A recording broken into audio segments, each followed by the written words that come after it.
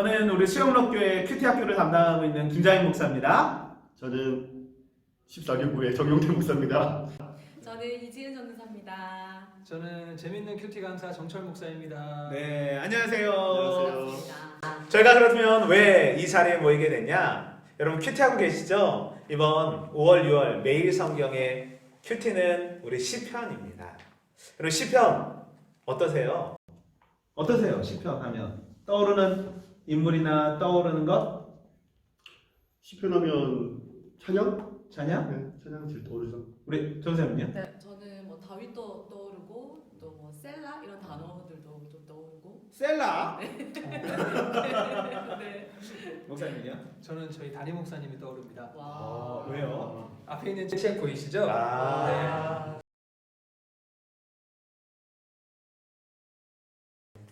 우리 시편하면 찬양시로 또 찬양곡으로 많이 쓰여졌잖아요. 네. 그럼 어떤 찬양 생각하세요, 목사님?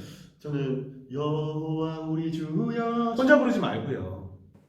시작. 여호와 우리 주여. 몇 편? 8편. 아, 시편 8편. 저는요. 멜로디 오 주여 나의 마음이 그만 까불면 안 돼요. 우리 선생. 저는 문들아 머리 들어라. 딴딴딴 들릴지어다 영원한 문들아. 이 차례 생각납니다. 아, 목사님. 칠로와 어두운 실로. 줄런. 실론. 실로아니요? 아, 시편에 없는데요. 나가 있어. 네, 이 시편을 묵상하다 보면 여러분 아마 감사함으로 성경책이었나 찬양곡이었나 여러분 헷갈릴 때가 많으실 텐데 이 시편은 찬양 시입니다. 그래서 1편부터 150편까지 우리 영어로 시편이 뭐죠? Psalm. Psalms. 네, Psalms. Psalms. 어떤 의미예요? 시, 노래, 시, 노래. 찬양 뭐 이런 뜻. 그래서 이 시편의 말씀을 가지고 아마 찬양으로 많이 불려졌던 것 같아요. 그래서 수많은 작곡자들, 목사님들, 이런 찬양사들이 시편으로 찬양을 만들고 그 찬양을 통해서 우리가 하나님께 영광 돌릴 수 있는 것 같습니다. 시편 묵상 어려울까요? 쉬울까요? 어렵다 한 표. 다 쉽나?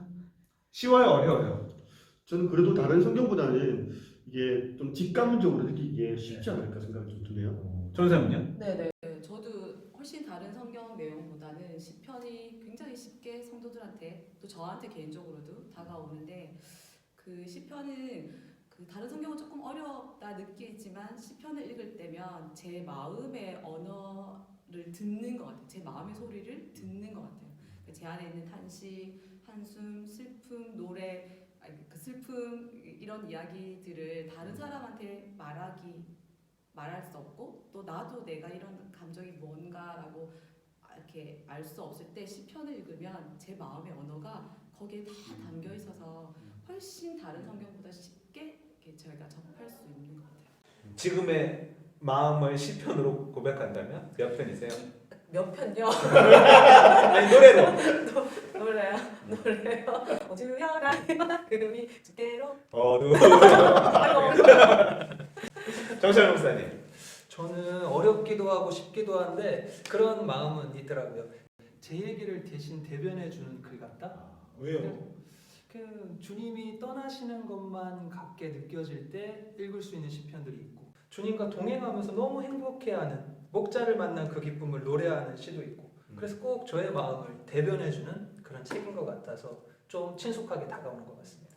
그래서 준비했습니다. 우리 목사님들과 전사님들께 시편하면 떠오르는 찬양을 우리 한 소절씩 불러달라고 했는데요. 한번 보시죠.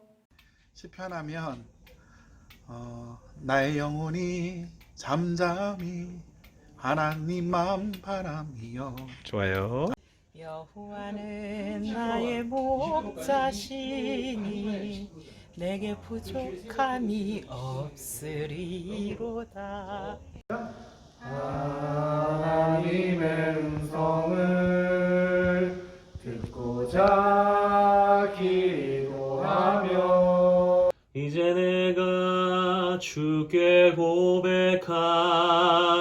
하지만 여호와는 나의 힘이요 여호와는 나의 구원이시니 내가 그래서 목사님 그럼 시편을 어떻게 읽으면 좋을까요? 시편이요. 제가 세 가지로 준비했습니다. 첫째, 보이시죠? 네, 자주 읽어라. 여러분, 이 하가 이게 묵상하다라는 뜻을 가진 이 히브리어 하가는 중얼중얼거리는 거예요. 그래서 시편 1편부터 23편까지 우리 짧은 절이니까 아침에 일어나셔서 여호와는 나의 목자시니 내게 부족함이 없으리로다. 묵상하고 또 생각하고 그래서 1절부터 6절까지 읽으시면 좋을 것 같고요. 더 좋은 방법은 아마도 다양한 버전의 또 요즘 유행하는 그 성경 읽기 뭐 있잖아요. 뭐죠? 드라마 바이블. 드라마 바이블. 드라마 바이블로 한번 읽으셔도 그 성우들의 그 마음들을 조금 이 성경 속에 나와 있는 이 저자라든가 그 하나님의 마음을 좀 느낄 수 있지 않나 또 생각되어집니다. 그래서 다양한 버전으로 한번 읽어보셔도 너무 좋을 것 같고요. 두 번째, 시편의 저자가 한번 되어보세요. 다윗의 마음으로 또 악인의 자리에 있는지 없는지 한번 또 생각해 보시면 좋을 것 같고요. 그 다음에 더 중요한 것은 그 저자를 이해하는 것보다 더 중요한 것은 그 저자이신 하나님의 마음을 묵상하는 것이 가장 좋은 것 같습니다. 또 세 번째는요, 바로 이 시편 전체가 이 토라, 죄, 심판, 은혜, 좀 더 쉽게 말할 창조, 타락, 구속이라는 관점으로 쓰여졌다는 거예요. 그래서 은혜 받을 자에게 속량하시고 또 죄를 사해 주시고 살려 주신다라는, 그래서 1편부터 150편까지 찬양, 하나님의 구원에 대한, 하나님의 통치하심에 대한 찬양이 담겨 있으니 여러분의 삶을 하나님께서 통치하실 때 아마도 시편 묵상 쉬울까 생각되어집니다. 동의하시죠? 네. 우리 강사님들은 생각하시기에 저는 이렇게 좀 크게 폭넓게 시편을 어떻게 효과적으로 묵상할지에 대해서 이야기했는데 정철 목사님 조금 더 디테일하게 어떻게 하면 좋을까요? 아니요? 정윤태 목사님. 우리는 정씨가 2명입니다. 네. 시편 묵상을 할 때 좀 구조적인 관점도 필요한 것 같아요. 전체적으로 시편이 어떻게 구성되어 있는지를 좀 알면 좀 더 편리하게 묵상할 수 있지 않을까 싶은 생각이 드는데, 여러분 그 시편, 그 특정 시편 위에 제 1권, 2권, 3권 이렇게 써 있는 거 보였죠? 네, 자세히 보시면 나와 있어요. 자세히 보시면 나와 있어요. 난 성경 한 권인 줄 알았죠. 시편은 뭐 5권이 있어요. 그렇구나. 네, 시편이 총 5권 있는데 네. 그 중에서 1권, 2권, 3권은 주로 이제 찬송, 감사 뭐 이런 개인적인 고백들로 나와 있어요. 네. 그래서 탄식하기도 하고 토로하기도 하고, 그런데 4편, 5편에 가면은 그 하나님에 대하여서 다시 하나님의 전능하심을 바라보고 찬송하고 다시 그 구원의 은혜를 노래하고, 그래서 전체적인 흐름은 이 탄식과 그런 아픔에서부터 이제 찬송과 감사로 흘러가는 그런 구조를 가지고 있고, 또 하나는 이제 시편 1편이 굉장히 중요한 단서를 제공하는데, 그게 뭐냐면 복이 있는 사람과 또 악인 요 두 가지 길을 이제 전체적인 시편에서 보여주고 있어요. 그래서 복이 있는 사람은 아픔과 슬픔에도 불구하고 여호와의 율법을 묵상하면서 힘을 얻는 사람이고, 또 악인은 이제 바람이 나는 겨와 같이 자기 마음대로 막 살면서 이제 하나님이 없다고 얘기하는 그러한 악인의 삶을 쭉 이렇게 시편을 통해서 두 가지 길을 볼 수가 있거든요. 여러분, 그 작년에 담임 목사님께서 우리 시편 1편으로 우리 묵상한 거, 설교한 거 기억나시죠? 네.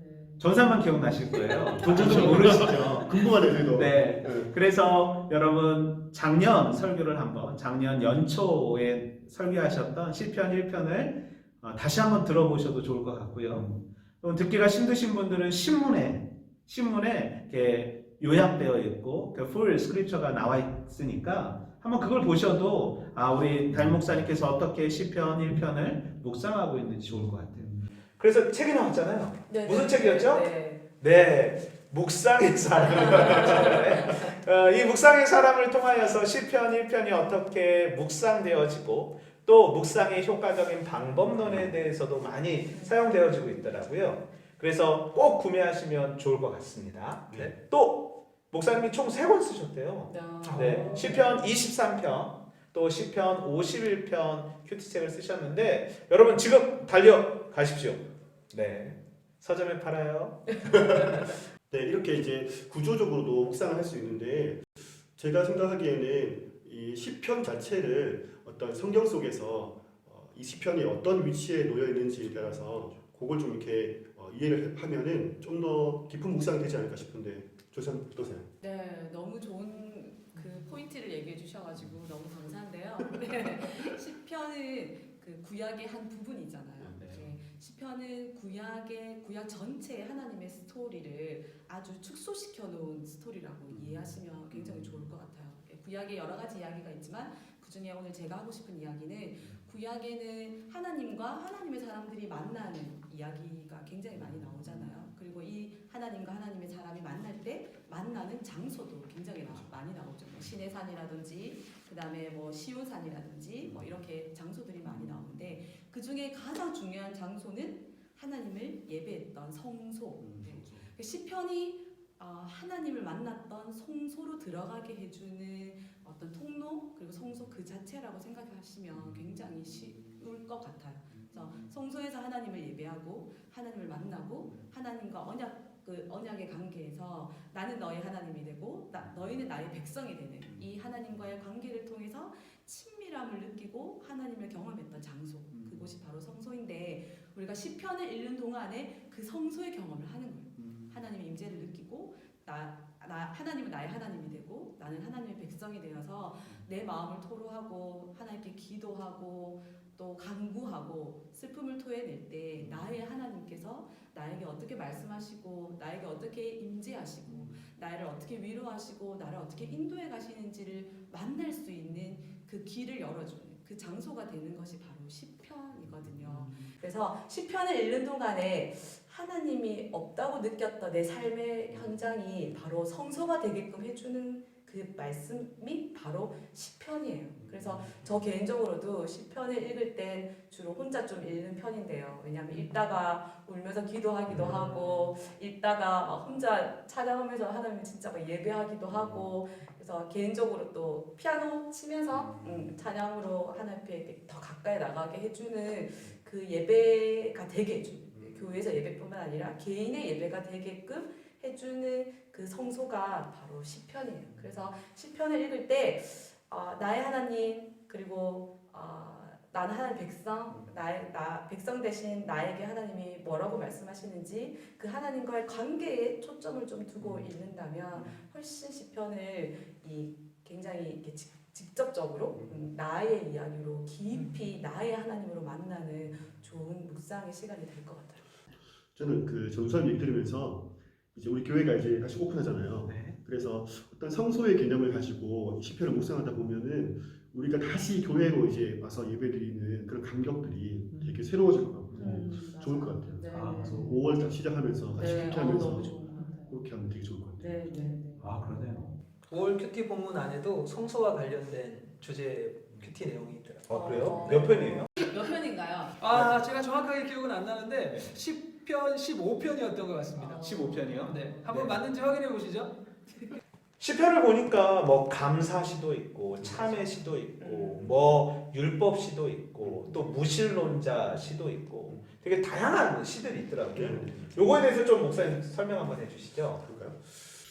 시편에 이제 그 내용별로 이렇게 분류가 되어 있는데 제일 분량이 많은 게 탄식시라는 거예요. 탄식시는 이 시편의 저자가 자신의 어떤 상황이나 그런 환경에 대해서 이 힘들고 고통스러움에 대해서 하나님께 막 탄식하는 시인데 전체 한 60편 정도가 탄식시예요. 엄청 많죠. 이제 그 중에서 하나님이여 하나님이여 어찌하여 나를 버리셨나이까 몇 편? 22편, 22편, 24편. 2편. 2편.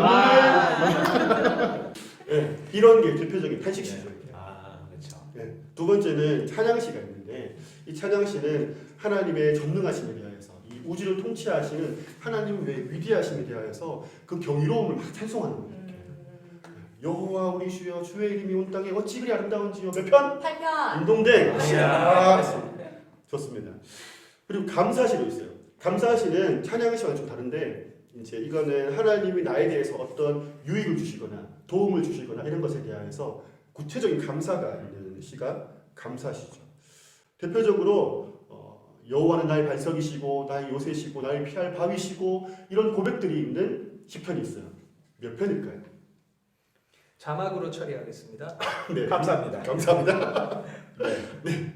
그리고 그 다음에는 신뢰시가 있어요. 신뢰시. 신뢰시는 신뢰. 신뢰시. Trust. 그렇죠. 트러스트. 아. 좋습니다. 아 신뢰.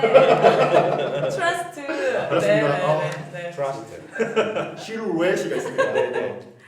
신뢰시가 있는데 이 신뢰시는 이 하나님에 대한 꾸준한 그 신뢰, 믿음 선포하면서 하나님 나를 구원하여 주실 거라는 그 믿음을 주로 이제 선포하는 시가 신뢰시인데 국민시편 몇 편입니까? 23편. 운동된 네. 여호와는 나의 목자시니 내게 부족함이 없으리로다.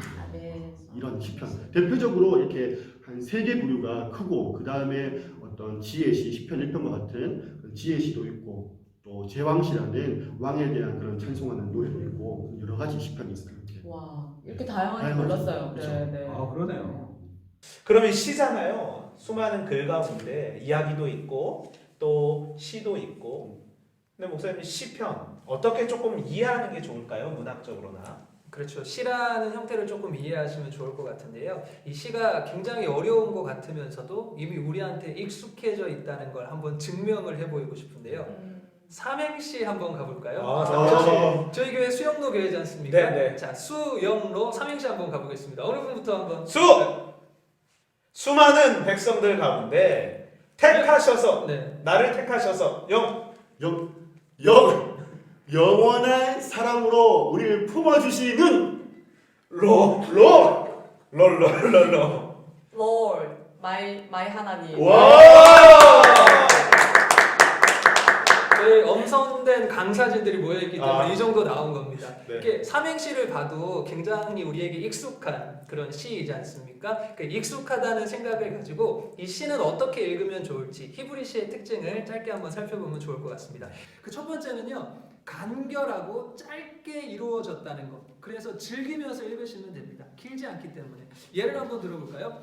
구약에도 시의 형태가 나오는 게 있는데요. 아담에게 하와를 지어주셨을 때 모습을 한번 볼까요? 하나님이 좀 길게 그 상황을 설명을 하십니다. 독처하고 있었다, 잠들게 하셨다, 갈빗대를 취하셨다, 하와를 만드셨다. 그런데 이 긴 설명을요, 아담이 시적인 표현으로 쫙 간결하게 압축해서 이렇게 표현을 합니다.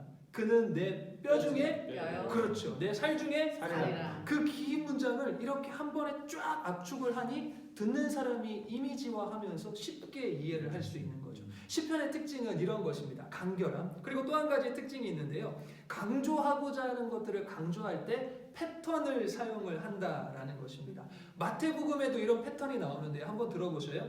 너희가 비판하는 그 비판으로 너희가 비판을 받을 것이다. 똑같은 단어를 반복하면서 운율도 살리고 이런 식으로 패턴을 가지고 있는 모습을 보이는데요. 시편 15편 아까 말씀드렸던 성소와 장막이 나오는 그 시편에 이렇게 기록이 되어 있습니다. 여호와 주의 장막에 유할 자가 누구 오며 주의 성산에 거할 자 누구 오니까 하면서 패턴을 살려서 읽으시면 아 시적인 또 다른 감흥이 있겠구나 하는 걸 배우실 수 있을 것 같습니다. 그러면 네. 우리가 큐티 학교를 하면서 사색 볼펜을 이야기했잖아요. 네. 사색 볼펜이 무엇이냐면 빨간 펜, 파란 펜, 녹색 펜, 검은 펜을 사용해서 본문을 꼼꼼히 자세히 낯설게 그 묵상하는 방법이거든요. 그래서 여러분 주, 여호와, 하나님이라는 문장이 나왔을 때 동그라미를 치고 장소라는 개념이 나왔을 때는 세모, 그 다음에 중요한 말이면 물결무늬 이렇게 해서 읽어보면 아마 복 있는 사람 또 아니면 악인 이게 비교하고 대조가 되어질 수 있을 것 같아서 조금 더 쉬운 것 같기도 네. 하네요. 네. 그렇게 읽으시는 것도 또 시의 특별한 특징을 부각시킬 수 있는 방법인 것 같습니다. 마지막으로 하나만 시의 특징을 살피면요. 시편을 읽으면서 머릿속에 그림을 그릴 수 있다는 특징이 있다는 거죠. 연애 편지 적어보신 분들은 이런 표현 많이 들으셨을 거예요. 그대는 나의 한 마리 꽃사슴? 안 해보셨군요. 그 꽃사슴의 이미지를 그리면서 여인의 모습을 떠올리는 것처럼 시편을 읽으면 여호와 하나님의 수많은 이미지와 그림들이 머릿속에 떠오르겠죠. 그런 그림을 그리면서 읽으시면 시편 성공하실 수 있습니다. 아, 너무 감사합니다. 그런데 우리 시편을 조금 더 생각하다 보면 이 시편을 본문 위에 그러니까 표제라는 조그만 글씨에 이게 가로가 이렇게 쳐져 있잖아요. 그게 뭐예요? 아무래도 그 시편을 좀 이렇게 이해할 수 있는 기본적인 배경을 알려주는 그런 내용이 아닐까 싶어요. 그렇구나. 또 다른 제목 같은 느낌도 들지 않으셔요? 그렇죠. 그래요.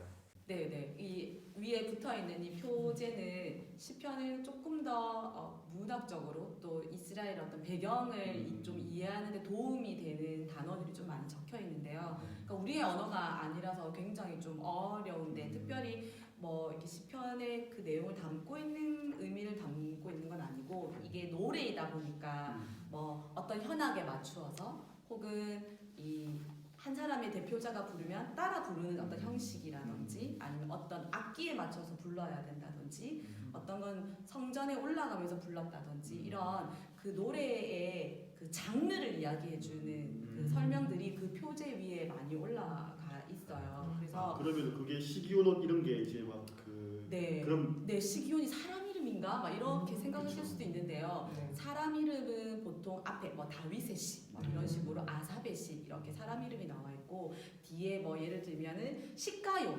시띠 뭐 이런 단어들이 있는데요. 이런 단어들은 사람의 이름이라기보다 악기 종류 혹은 장르, 그러니까 뭐 성소에 올라갈 때 부른다든지 뭐 슬플 때 부른다든지 이런 장르를 이야기해주는 경우가 훨씬 많아요. 그래서 시편을 찬양시라고 네. 하는 것 같아요. 그렇네요. 히브리어로 그러니까 이 시편이 세페르테 테일림 맞나?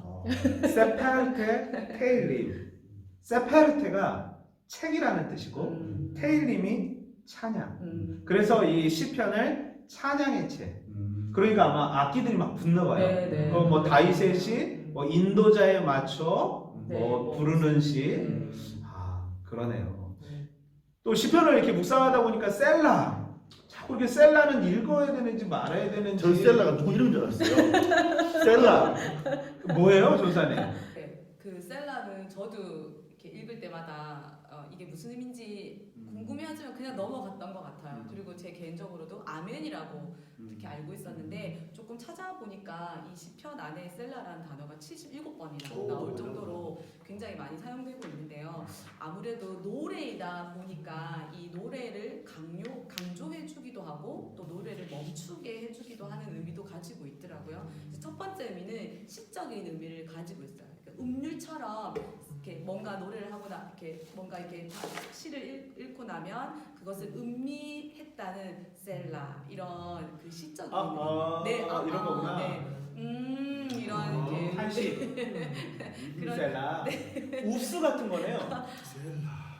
그렇네요. 셀라. 네, 그 시적인 그런 의미가. 두 번째는 셀라 하면 노래를 부르다가 멈추는 의미를 또 가지고 있대요. 그래서 셀라가 어느 위치에 위치하는지 잘 한번 살펴보시면 쭉 가다가 갑자기 생뚱맞게 셀라가 나오는 경우도 있거든요. 그거는 그 노래를 거기서 멈춘다는 의미를 가지고 있어요. 그러니까 쉼표나 마침표 개념이요. 네, 쉼표나 마침표 개념이 있고요. 세 번째는 이제 마지막인데요. 강조하는 의미가 있어요. 아까 이제 우리가 알고 있었던 아멘. 그러니까 저도 그렇게 생각합니다. 맞습니다. 이렇게 강조하는 의미로 셀라라는 의미도 가지고 있더라고요. 네. 어떠셨어요? 아, 용어 해설 참 좋았던 것 같습니다. 네. 이렇게 어거스틴은 시편은 영혼의 거울이다라고 말하고요. 칼빈은 영혼의 해부도이다. 마틴 루터는 모든 성도의 심장을 본다라고 말하더라고요. 그러면 정철 목사님에게 시편은 시편은 연애 편지, 하나님을 향한 내 마음의 고백. 네. 조선에게 시편은 시편은 제 영혼의 노래. 노래. 네. 그리고 하나님의 노래. 네. 네. 저는 시편은 다리, 하나님의 마음과 내 마음을 이어주는 다리 생각합니다. 목사님은? 저에게 시편은 다음 시편 하시죠. 그래서 여러분들을 위해서 우리가 시편 14편을 잠시나마 함께 묵상하고 나누는 시간을 보내려고 합니다. 여러분 시편 14편 한번 펴보시겠어요? 실전편입니다. 위에 보니까 다윗의 시 인도자를 따라 부르는 노래. 그러면 14편도 무슨 노래였나 봐요. 네, 그랬던 것 같아요. 네. 인도자에 따라 부르는 네. 노래였으니까. 그러면 우리 한 절 한 절 이렇게 읽어보고 또 노래하듯 읽어보고 어떤 내용인지 한번 이야기해보고 그 가운데 발견된 하나님의 마음을 함께 나누는 시간을 가져보시죠. 1절입니다. 어리석은 자는 그의 마음에 이르기를 하나님이 없다 하는도다. 그들은 부패하고 그 행실이 가증하니 선을 행하는 자가 없도다. 여호와께서 하늘에서 인생을 굽어 살피사 지각이 있어 하나님을 찾는 자가 있는가 보려 하신즉 다 치우쳐 함께 더러운 자가 되고 선을 행하는 자가 없으니 하나도 없도다. 죄악을 행하는 자는 다 무지하냐 그들이 떡 먹듯이 내 백성을 먹으면서 여호와를 부르지 아니하는도다. 그러나 거기서 그들은 두려워하고 두려워하였으니 하나님이 의인의 세대에 계심이로다. 너희가 가난한 자의 계획을 부끄럽게 하나 오직 여호와는 그의 피난처가 되시도다. 함께요. 이스라엘의 구원이 시온에서 나오기를 원하도다. 여호와께서 그의 백성을 포로된 곳에서 돌이키실 때에 야곱이 즐거워하고 이스라엘이 기뻐하리로다. 아멘. 시편 14편 무슨 내용이에요? 이게 좋지 않은 내용인 것 같기도 한데 그래서 이 시편 14편을 무신론자의 시라고 하더라고요. 무신론자. 총 시편 150편 가운데 무신론자의 시는 총 3편이 나오는데요. 신대원 입시 준비할 때 이렇게 배웠던 것 같아요. 무신론자, 예수님 안 믿는 사람 10시에 식사하러 우리 집에 오삼. 그래서 시편 14편, 그 다음에 53편이 구성되고요. 좀 더 하나 팁이라고 말씀드리면 율법은 뭐예요? 우리의 영혼을 씻겨주는 거잖아요. 1, 19, 119. 좋습니다. 이거 목사님 만든 거예요? 그건 아닌데요. 1, 19, 119. 율법. 그래서 율법시. 또 지금 나오는 이 무신론자의 시. 하나님이 없다. 어떠세요? 이 시를 묵상하면서 어떤 마음이 느껴지세요? 정철 목사님. 저는 어리석은 자가 과연 어떠한 사람일까? 라는 질문을 스스로한테 던지면서 봤는데요. 참 재밌는 걸 발견을 했어요. 연구를 쭉 하는데 이 어리석다라고 하는 히브리어 단어가 나발이라고 하더라고요. 나발하면 어디서 많이 들었던 이름이거든요. 네네네. 다윗과 아비가일 그리고 아비가일의 원래 남편이었던 나발. 그 나발의 원래 뜻이 어리석은 자. 다윗과 하나님 그 사이에서 더 신실히 하나님을 믿고 다윗을 돕는 자의 역할을 감당해야 되는데 그걸 하지 못하였던 어리석은 자. 이러한 사람들이 어리석은 자구나 하는 걸 조금이나마 묵상해 볼 수 있던 시간이었습니다. 또 목사님요? 저는 이 14편을 읽으면서 아까 제가 잠깐 말씀드렸던 시편 1편이 생각났어요. 이렇게. 그래서 복이 있는 사람이랑 악인이랑 이렇게 그 두 가지 나누면서 여기는 이제 그 어리석은 사람, 하나님이 없다고 얘기하는 그런 악인의 모습들에 대해서 좀 생각을 해보면서 어리석다는 것이 어떤 지능이 떨어지고 이렇게 공부를 못한다 이런 개념이 아니고 하나님이 없이 자기 혼자 살아가는 그 참 비참한 삶을 어리석다고 하는구나 그렇게 좀 묵상을 해봤던 것 같아요. 영적인 면의 어리석음. 그렇죠, 맞아요. 선생님 또 어떠세요? 네, 저는 14편 5절에 보면 하나님이 의인의 세대에 계심이로다 라고 이 저자가 마치 1절부터 4절까지는 하나님이 없는 것에 없다고 생각하는 사람들에 대해서 쭉 얘기를 하다가 갑자기 5절에 하나님은 의인의 세대에 계신다라고 선포하는 것 같아요. 그래서 그 하나님이 없는 것처럼 보이지만 믿음의 눈을 들면 하나님이 계시다라고 이렇게 선포하는 삶을 살고 싶다. 네, 아멘. 네, 그런 생각을 좀 했었어요. 참 시편 어렵네요. 사람들마다 결론이 안 나서 어려운 것 같아요. 동일한 시편을 묵상했는데 또 앞부분에 묵상하시는 분들도 있고 또 뒷부분에 묵상하시는 분들도 있고 그러니 이 큐티는 정답은 없는 것 같습니다. 맞아요. 하나님께서 보여주시는 것만큼 보는 것 그것이 묵상이죠. 하나님이 없다라고 말하는 이 시대 또 코로나19 바이러스를 통하여서 진짜 하나님이 계신지 하나님 할 말씀 하시옵소서라는 원망들이 나오고 시편의 대부분의 내용도 하나님 계시기는 한 거예요.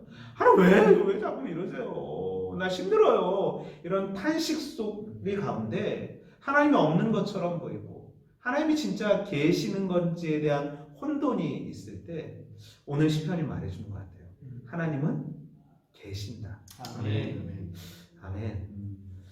여러분 우리 이렇게 시편 묵상 함께 묵상하기 전 여러분들에게 좀 작은아마 귀한 정보들을 알려드렸습니다.